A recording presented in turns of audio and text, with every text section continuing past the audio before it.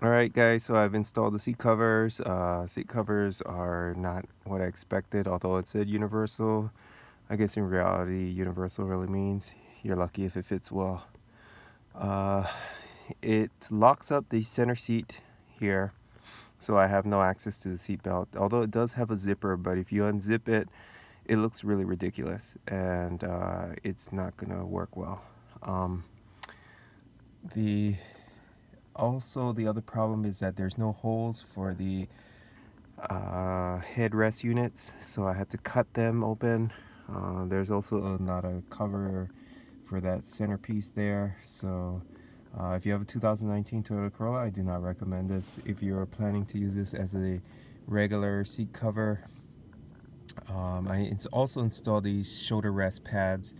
It's the same as this one up here. It's the Bride. Those look very well, and I recommend those.